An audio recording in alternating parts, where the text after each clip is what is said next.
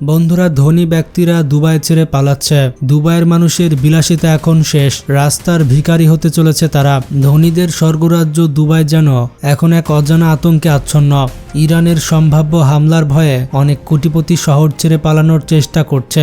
যে শহরে বিলাসিতার জন্য মানুষ কোটি কোটি টাকা খরচ করে ছুটি কাটাতে যায়, সেই শহর থেকে এখন মানুষ বের হওয়ার পথ খুঁজে পাচ্ছে না। পামজুমেরা কিংবা বুর্জ খলিফার মতো বিলাসবহুল এলাকায় বসবাসকারী ধনীরা পর্যন্ত নিজেদের আলিশান ফ্ল্যাট এবং ভিলা ফেলে জীবন বাঁচাতে ছুটছেন। কিন্তু প্রশ্ন হলো, পালাবে কোথায় আর কিভাবেই বা পালাবে? বর্তমানে দুবাইয়ের আকাশপথ বন্ধ, সড়ক পথেও রয়েছে অনিশ্চয়তা, আর মাথার উপরে যুদ্ধের আশঙ্কা। দুবাইয়ের পরিস্থিতি কতটা জটিল হয়ে উঠেছে সেটা এখন আলোচনার বিষয়। মধ্যপ্রাচ্যের আকাশে যুদ্ধের উত্তেজনা বাড়ার সঙ্গে সঙ্গে এর সরাসরি প্রভাব পড়েছে আরব আমিরাতের এই বাণিজ্যিক রাজধানীতে।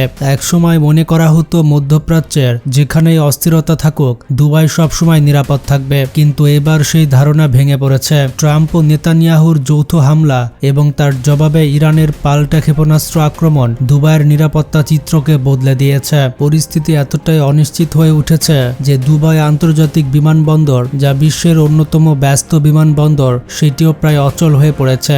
একের পর এক বাণিজ্যিক ফ্লাইট বাতিল হচ্ছে।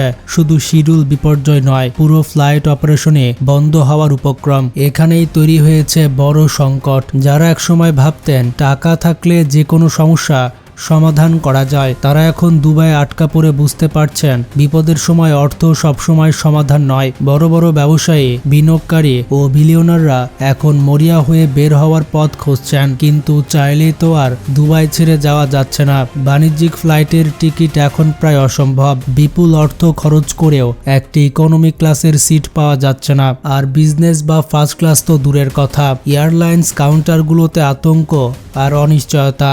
কেউ জানে না কবে ফ্লাইট চালু হবে, কেউ বুঝতে পারছে না আদৌ নিরাপদে ফেরা যাবে কিনা। এই সুযোগে প্রাইভেট জেট কোম্পানিগুলো তাদের ভাড়া কয়েক গুণ বাড়িয়ে দিয়েছে। বিপদের সময় মানুষের অসহায়ত্বকে পুঁজি করে ব্যবসা করা নতুন কিছু নয়, আর দুবাই এখন ঠিক সেটাই হচ্ছে। অন্যান্য সময়ে যে চার্টার্ড প্লেনের ভাড়া ধনীদের কাছে সাহস ছিল, এখন সে ভাড়ায় কয়েক গুণ বেড়ে গেছে। ইউরোপের বিভিন্ন গন্তব্য যেমন ইস্তানবুল বা মস্কো, এখানে যাওয়ার জন্য ছোট একটি প্রাইভেট জেটের একটি সিটের দাম পৌঁছে গেছে প্রায় কয়েক কোটি টাকার উপরে। আন্তর্জাতিক গণমাধ্যমের তথ্য অনুযায়ী ইস্তানবুলে যাওয়ার জন্য একটি ছোট জেটের ভাড়া প্রায় 85,000 ইউরো, যা বাংলাদেশি টাকায় প্রায় 1,22,00,000 টাকার কাছাকাছি। রাশিয়ার মস্কোতে যেতে একটি সিটের জন্য গুনতে হচ্ছে প্রায় 29 লাখ টাকা। ধনীরা এখন ভাবছেন টাকা গেলে যাক, আগে জীবন বাঁচাতে হবে। তাই তারা এই আকাশ ছোঁয়া দাম দিয়ে পালানোর চেষ্টা করছেন। কিন্তু সমস্যা হলো প্রাইভেট জেটের সংখ্যাও সীমিত, যার ফলে অনেকেই বিপুল অর্থ নিয়ে অপেক্ষা করছেন, কিন্তু কোনো বিমান পাচ্ছেন না। যারা আকাশপথে বের হতে পারছেন না, তারা এখন স্থলপথের দিকে ঝুঁকছেন। অনেকেই গাড়ি ভাড়া করে রওনা দিচ্ছেন প্রতিবেশী দেশ ওমানের দিকে, কারণ মাস্কাট বিমানবন্দর এখনও সচল এবং সেখানে পরিস্থিতি তুলনামূলক স্বাভাবিক। তবে এই পথও সহজ নয়। দুবাই থেকে মাস্কাট যেতে প্রায় 4 থেকে 4.5 ঘন্টা ড্রাইভ করতে হয়। তার সঙ্গে রয়েছে সীমান্ত পারাপারের জটিলতা, আর সবচেয়ে বড় অনিশ্চয়তা হলো সেখানে পৌঁছে আদৌ ফ্লাইটের টিকিট পাওয়া যাবে কিনা। বাস্তবে দেখা যাচ্ছে সপ্তাহের প্রায় সব টিকিট আগে থেকে বিক্রি হয়ে গেছে, যার ফলে ধনীরা বিলাসবহুল গাড়ি নিয়ে মরুভূমির পথে ছুটলেও গন্তব্যে পৌঁছে স্বস্তি পাওয়ার কোনো নিশ্চয়তা নেই।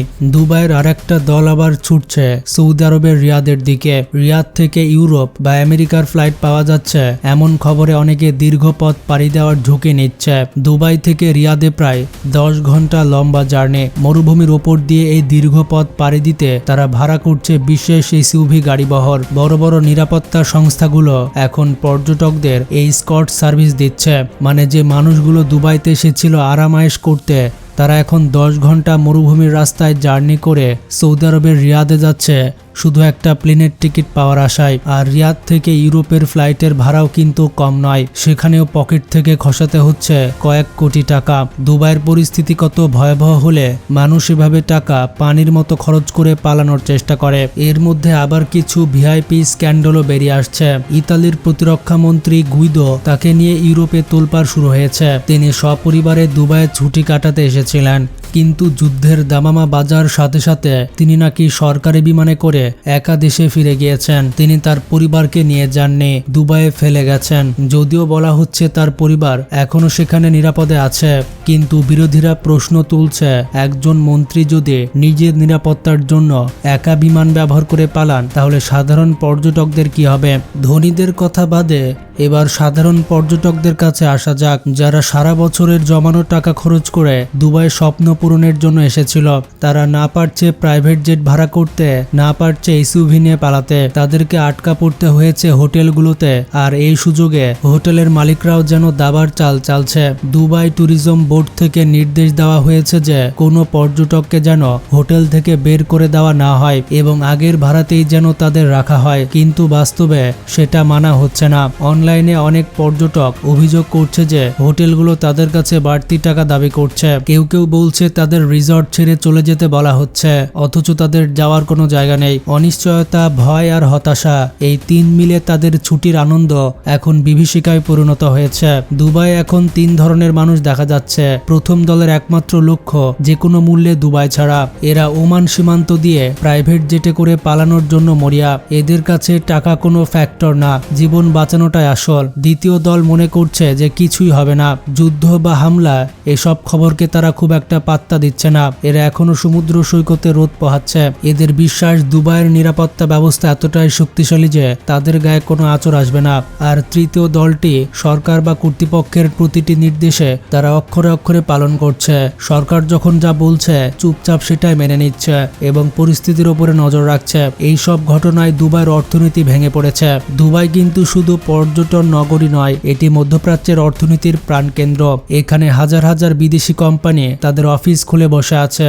বিশ্বের নামি দামি সব ব্যাংক, বিভিন্ন ধরনের ফান্ড এবং ওয়েলথ ম্যানেজমেন্ট কোম্পানিগুলো এখান থেকে তাদের কার্যক্রম চালায়। কিন্তু ইরান যে দুবাই হামলা করেছে, এই অস্থিরতা তাদের বিশ্বাসের ভিত্তিতে একবারে বড়সড় ধাক্কা দিয়েছে যে দুবাই এখন আর সেফ প্লেস নেই। দুবাই এবং আবুধাবির শেয়ার বাজারে ধস নেমেছে। পরপর 2 দিন শেয়ার বাজার বন্ধ রাখতে হয়েছে। আর দুবাইয়ের শেয়ার বাজার বন্ধ থাকা মানে এটা কোনো কোটি টাকার খেলা নয়, এটা বিলিয়ন বিলিয়ন ডলারের খেলা। দুবাই ইতিহাসে তাদের শেয়ার বাজার বন্ধ রেখেছে এমন ঘটনা খুঁজে পাওয়া যায় না। বিনিয়োগকারীরা এখন বিনিয়োগ করতে ভয় পাচ্ছে। তারা ভাবছে যে শহর একটা মিসাইল হামলার হুমকিতে এভাবে অচল হয়ে যাচ্ছে, সেখানে দীর্ঘমেয়াদে বিনিয়োগ করাটা কতটা বুদ্ধিমানের কাজ হবে। ইতিমধ্যেই খবর আসছে অনেক বড় বড় কোম্পানি তাদের নতুন বিনিয়োগের পরিকল্পনায় স্থগিত করেছে। কেউ কেউ আবার কর্মী ছাঁটাইয়ের কথা ভাবছে। এতদিন দুবাই তার ভৌগোলিক অবস্থানকে কাজে লাগিয়ে ব্যবসার কেন্দ্রবিন্দুতে পরিণত হয়েছিল। হরমুজ প্রণালীর কাছে থেকেও তারা নিজেদের নিরাপদ প্রমাণ করতে পেরেছিল। লেবাননে গৃহযুদ্ধ, সিরিয়ার সংঘাতেও দুবাই ছিল সবসময় নিরাপদ। কিন্তু ইরানের হামলায় এবার মনে হচ্ছে সেই ইমেজে বড়সড় ফাটল পড়েছে। ইরান যে চাইলে দুবাইয়ের ব্যবসা বন্ধ করে দিতে পারে সেটা দুবাই হারে হারে টের পাচ্ছে। দুবাইয়ের চকচকের বিল্ডিংগুলো দেখলে মনে হবে সব ঠিক আছে, কিন্তু শহরের ভেতরে মানুষের মনে যে ভয় ঢুকে গেছে সেটা কি ওই কৃত্রিম আলো দিয়ে দূর করা সম্ভব? রাস্তায় দামি দামি গাড়ি হয়তো আছে, কিন্তু সেই গাড়ির মালিকদের মনে শান্তি নেই। যে শহরকে বলা হতো সিটি অফ গোল্ড, সেই শহরের বাসিন্দারাই এখন নিজেদের সোনার খাঁচায় বন্দি পাখি মনে করছে। তাদের কাছে এখন হীরের আংটির চেয়ে বিমানের একটা সাধারণ ইকোনমি ক্লাসের টিকিটই অনেক বেশি মূল্যবান। অনেকে তো কমেন্ট করছে গাজাবাসীর ওপরে যখন অত্যাচার ও ধ্বংসযজ্ঞ চলছিল দুবাই তখন নাচ গানে ব্যস্ত ছিল। ফিলিস্তিনি গাজাবাসীর চোখের অশ্রু কখনো বৃথা যেতে পারে না। এই কারণে দুবাইয়ের আজকে এই হাল, আর ভবিষ্যতে দুবাইয়ের অবস্থা আরও খারাপ হবে। দুবাইয়ের হোটেলগুলো এখন পুরোপুরি খালি, এমনকি দুবাইয়ের দামি দামি হোটেলগুলো এখন মাছি মারছে। যে সকল সমুদ্র সৈকতে শুধুমাত্র মানুষ দেখা যেত, এখন সেই সমুদ্র সৈকত পুরোপুরি ফাঁকা। দুবাইয়ের পামজুমেরা এবং বুর্জ আল আরাব হোটেলেও ইরান হামলা করেছে। তাই মানুষ এখন বুঝতে পেরেছে দুবাই আর কোনো নিরাপদ স্বর্গরাজ্য নয়। এমনকি যে সোশ্যাল ইনফ্লুয়েন্সাররা যারা শুধুমাত্র দুবাইয়ের ভিডিও করত, তারাও এখন দুবাই ছেড়ে পালাচ্ছে। তাদের মনে একটাই কথা, আগে প্রাণ নিয়ে তো বাঁচি, তারপরে আবার দুবাইয়ের ভিডিও করব। কারা কারা দুবাইকে সাপোর্ট করেন আর কারা কারা ফিলিস্তিনকে সাপোর্ট করেন কমেন্টে জানান। আমি অবশ্যই ফিলিস্তিনকে সাপোর্ট করি। ভালো থাকবেন, টেক কেয়ার।